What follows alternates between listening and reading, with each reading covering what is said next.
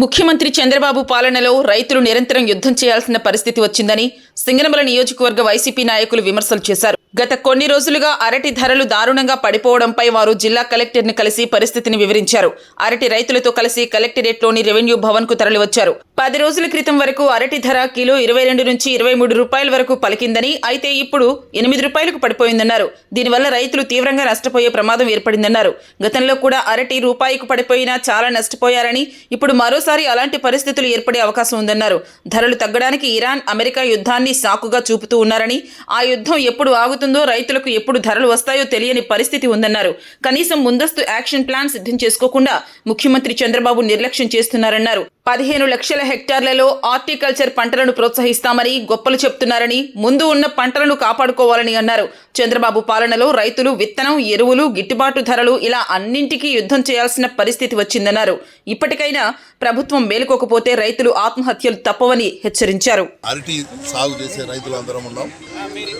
అరటి మొన్నటి వరకు 22-23 రూపాయలు కేజీ ఉండే, ఇప్పుడు ఉన్నట్టుగా 7-8 రూపాయలకు తగ్గించి రైతులందరి మీద భారం మోపుతా ఉన్నారు. ఈ గిట్టుబాటు ధర లేకపోతే వచ్చే సంవత్సరం నుంచి ఏ రైతు కూడా అరటి సాగు చేయరు. ఏం రేటు తగ్గుతూ ఉందని అందరూ అడుగుతూ ఉంటే, ఉన్న గవర్నమెంట్ యుద్ధం జరుగుతూ ఉంది కాబట్టి అరటి, దానిమ్మ రేటు తగ్గుతూ ఉన్నాయి. యుద్ధం ఆగిపోతే రేట్లు పెరుగుతాయి అంటూ ఉన్నారు. యుద్ధం ఆగేంత వరకు ఉంటే రైతు నెత్తిన గుండె వేసినట్లయితుంది. వాళ్ళు అక్కడెక్కడో యుద్ధం చేస్తూ ఉన్నారేమో, ఇక్కడ యుద్ధం లేకపోయినా కూడా రైతుల్ని మీరే ఆత్మహత్యలు ప్రేరేపించేటట్లున్నారు.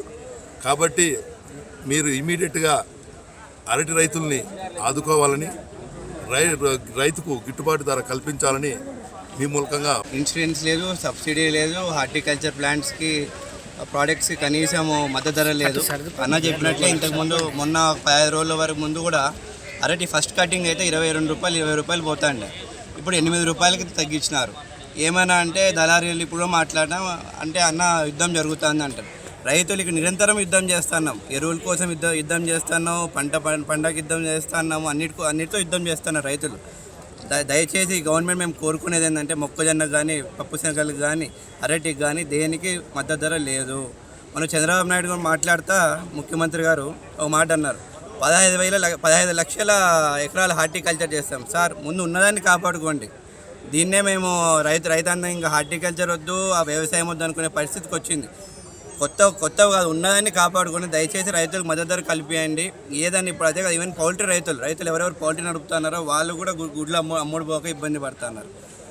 ఇమ్మీడియట్గా ఒక టాస్క్ టీం ఏర్పాటు చేసి ఈ రైతులు ఎదుర్కొంటున్న ఎదుర్కోయే సమస్యలు, ఎందుకంటే యుద్ధం అనేది ఈరోజు ఆగిపోయేదేం కాదు, ఈరోజు ఆగిపోయేటట్టు కనిపించలేదు, ఇంకా జరుగుయేటట్లు ఉంది. కాబట్టి కొన్ని నెలల తర్వాత దాన్ని బట్టి ఒక ప్రభుత్వం ఒక యాక్షన్ ప్లాన్ తీసుకొని దాన్ని ఒక ప్రణాళిక రచించి ఎట్లా ప్రజల్ని, రైతులను ఆదుకోవాలో తిరోగమనంలో సాగుతున్నట్టు కనిపిస్తాం.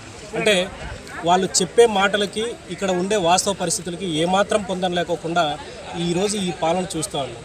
ఎంతసేపు ఒక నిందని వేరే వాళ్ళ మీద నెట్టడమే చూస్తున్నాం, కానీ పలానా పనికి వీళ్ళని ఆదుకున్నామన్న పరిస్థితులు ఎక్కడా కనిపించడం లేదు. ఈరోజు చూస్తున్నాం, మన అనంతపురం జిల్లాలో పంటలు అంటే పప్పు శనగ కానీ, మొక్కజొన్న కానీ, అరటి కానీ ఇక్కడ విరివిగా బాగా రైతులు ఎక్కువగా పండిస్తూ ఉన్నారు. ఈ పంటలని కనీసం మద్దతు ధరకు కొనుగోలు చేసిన పాపాన పోకోకుండా తర్వాత ఈ కుంటి సాగులు అనమాట, అంటే యుద్ధం జరుగుతుంది కాబట్టి మేము కొనలేకపోతున్నాము, లేదంటే ఇంకో వేరే కారణాలు అనమాట, ఇలాంటి దుర్మార్గంగా రైతుల పట్ల వ్యవహరిస్తున్న ఈ తీరును వైఎస్ఆర్ కాంగ్రెస్ పార్టీ తరఫున మేము ఎండగడుతూ ఉన్నాం. ఇదే విషయాన్ని కలెక్టర్ గారికి కూడా విన్నవించాం.